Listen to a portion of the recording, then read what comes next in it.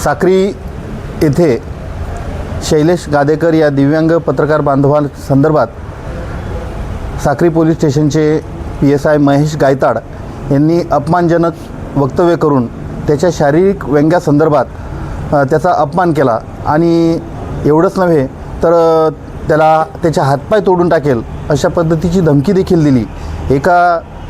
Police वर्दीतील असलेल्या जबाबदार अधिकाऱ्याने असं वक्तव्य करणं आणि कुणाविषयी असा सार्वजनिकरित्या अपमान करणं हे निश्चितच पोलीस खात्याची प्रतिमा मलिन करणारं कृत्य आहे आणि म्हणून आम्ही या संदर्भात आज पोलीस अधीक्षक श्रीकांत धिवरे साहेब यांची भेट घेऊन संबंधित अधिकाऱ्यांवर योग्य ती कारवाई करावी अशी मागणी केलेली आहे। धुळे जिल्हा मराठी पत्रकार संघाच्या माध्यमातून आम्ही पोलीस अधीक्षक साहेबांना या ठिकाणी निवेदन दिलेलं आहे आणि पोलीस अधीक्षकांनी तात्काळ दखल घेऊन या संदर्भात